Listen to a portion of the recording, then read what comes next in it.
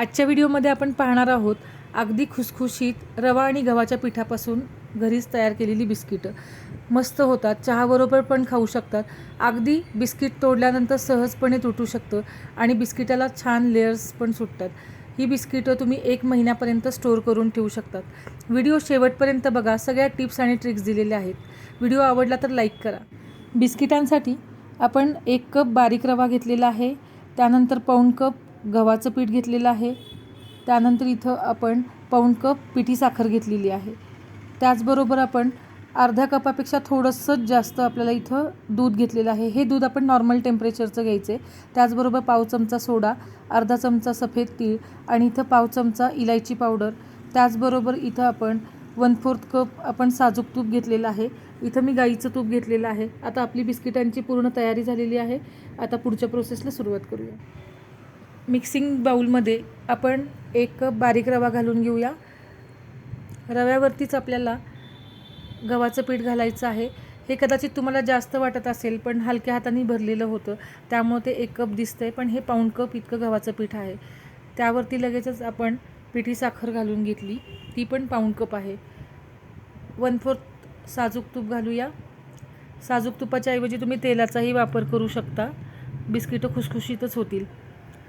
आता हे मिश्रण आपल्याला व्यवस्थित मिक्स करून घ्यायचं आहे, म्हणजे आपलं जे तूप आहे ते सगळ्या मिश्रणाला व्यवस्थित लागेल आणि आपलं मिश्रण अगदी हलकं होईल बिस्किटांचं. इथं बघा तुम्ही, मस्त मिक्स झालेलं आहे आपलं मोहन. त्यावरती आपण खायचा सोडा घालून घेऊया. खायच्या सोड्यामुळं बिस्किटं आतून हलकी होतात आणि खुसखुशीत होतात, कडक होत नाहीत. अगदी मुटका व्यवस्थित तयार झालेला आहे. आपलं मोहन परफेक्ट आहे. आता आपण त्यामध्ये घेतलेलं दूध थोडं थोडं करत घालणार आहोत, पण त्याआधी आपण इलायची पावडर घालून घेऊया आणि सफेद तीळ पण त्यावरती घालून घेऊया. आणि आता आपण परत एकदा व्यवस्थित मिक्स करून थोडं थोडं दूध करून आपण हे मिश्रण व्यवस्थित मिक्स करून घेणार आहोत. दूध एकदम घालायचं नाही आहे, थोड्या थोड्या बॅचेसमध्ये आपण दूध घालत हे मिश्रण मिक्स करून घेणार आहोत. अगदी हलक्या हाताने आपल्याला हे मिश्रण मिक्स करायचं आहे, कारण आपण त्यामध्ये सोडा घातलेला आहे. आपल्याला हा डो जास्त पण घट्ट करायचा नाही आणि पातळ पण नाही. अगदी हलक्या हाताने हा मळून घ्यायचा आहे. अगदी 2-3 मिनिटांनंतरच आपलं हे मिश्रण व्यवस्थित मळून झालेलं आहे. तुम्ही इथं बघा, अगदी मस्त व्यवस्थित झालेलं आहे. आता ते एकसारखं करून घ्यायचं आहे आणि ह्या सगळ्या मिश्रणासाठी साधारणपणे आपल्याला अर्धी वाटीपेक्षा आपण थोडं जे दूध जास्त घेतलं होतं 3-4 चमचे, तितकं आपलं उरलेलं आहे. म्हणजे ह्या मिश्रणासाठी आपल्याला अर्धी वाटी इतकंच दूध लागलेलं आहे. आता हे तयार झालेलं मिश्रण आपण झाकण टाकून अर्धा तास सेट करायला ठेवूया. बिस्किटाचा डो आता आपला रेडी झालेला आहे. 25 ते 30 मिनिटानंतर आपण बघूया झाकण उघडून. आता त्यातला एक गोळा काढून घेऊया आणि उरलेलं मिश्रण साईडला ठेवूयात. आता हा गोळा आपल्याला व्यवस्थित मळून घ्यायचा आहे हातावरती, किंवा तुम्ही पोळपाटावरती पण मळू शकता. आता आपण व्यवस्थित मळायचं आहे, कारण की त्याच्यामध्ये आपण मोहन घातलेलं आहे. आता पोळी करताना कसं आपण उंडा थोडासा थापून घेतो, त्या पद्धतीने आपण करून घेऊया. आणि आता आपण ही जी पोळी आहे मिश्रणाची, ती व्यवस्थित लाटून घेऊया. फक्त आता ही पोळी लाटताना साईडला चिरा पडणारच आहेत, कारण त्यामध्ये मोहन आहे. तर आता आपल्याला फक्त ही पोळी उलटायची नाही, तर आपल्याला पोळपाटच फिरवत फिरवत ही पोळी सगळ्या बाजूनी एकसारखी लाटून घ्यायची आहे. कारण जर तुम्ही उलटण्याचा प्रयत्न केलात तर त्यामध्ये रवा आणि गव्हाचं पीठ आहे, रव्यामुळं थोडं मिश्रणाला विसविसीतपणा येतो आणि ती पोळी फाटण्याची शक्यता असते. आता फक्त सगळी पोळी लाटून झाल्यानंतर माझ्याकडं बरणीचं झाकण आहे, त्या झाकणाच्या साहाय्याने आता मी बिस्किटांचे आकार गोल पाडून घेणार आहे. तुम्ही तुमच्याकडं जो शेपचं झाकण किंवा तुमच्याकडं कटर अवेलेबल असेल, त्या कटरनी अशा पद्धतीने समान असे आकार पाडू शकता. तुम्ही स्क्वेअरमध्ये, ट्रायंगलमध्ये, कुठल्याही शेपमध्ये हे बिस्किटं कट करू शकतात. इथं बघा, आता सगळे बिस्किटाचे आकार पाडून झालेले आहेत. आता आपण काय करायचे, ही पोळी मी फार जाड पण नाही आणि फार पातळ पण लाटलेली नाही, तर ही पोळी मी मध्यम लाटलेली आहे.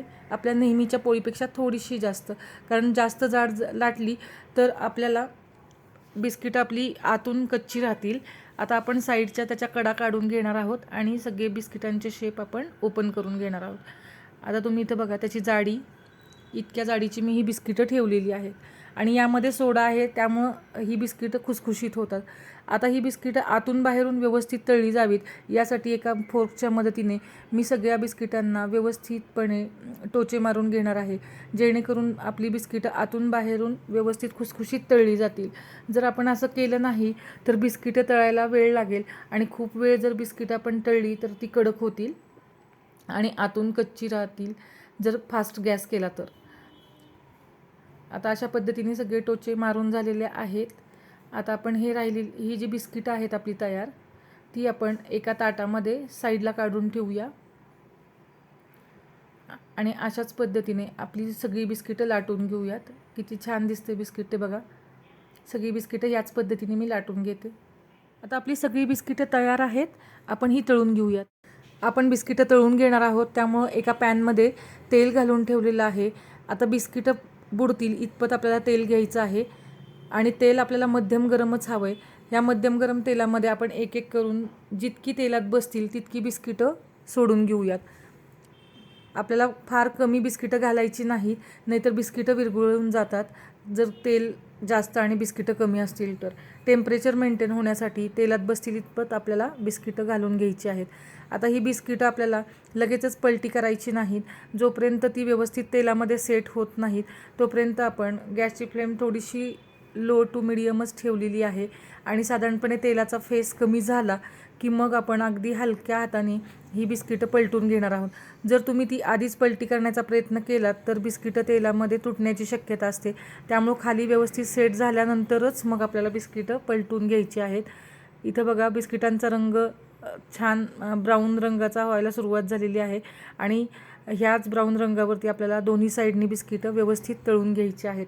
जर मोठ्या फ्लेमवरती तुम्ही भराभरा बिस्किटं तळली तर वरून ती डार्क होतील पण आतून कच्ची राहतील. त्यामुळे आपल्याला लो टू मिडियम फ्लेमवरती सगळ्या दोन्ही बाजूनी व्यवस्थित एकसारखा रंग येईपर्यंत ही बिस्किटं तळून घ्यायची आहेत. आता बिस्किटं फार पण तळायची नाहीत, नाहीतर रवा असल्यामुळे ही बिस्किटं कडक होण्याची शक्यता असते. आता ह्या सोनेरी रंगावरती आपण सगळी बिस्किटं तळून घेतलेली आहेत. तुम्ही इथं बघा तेल थोडंसं निथळून घ्यायचं आहे आणि ही बिस्किटं आपण एका ताटलीमध्ये काढून घेतलेली आहेत. किती छान रंग आलेला आहे ते तुम्हाला दिसतंच आहे. फक्त ही सगळी एकसारख्या रंगावरती आपल्याला मध्यम आचेवरती तळून घ्यायची आहेत. आता ही सगळी बिस्किटं आपण अशाच पद्धतीने काढून घेऊयात आणि साईडला एका ताटलीमध्ये ठेवूया आणि आपल्या दुसऱ्या बॅचेस पण आपण यामध्ये अशाच पद्धतीने तळून घेऊयात.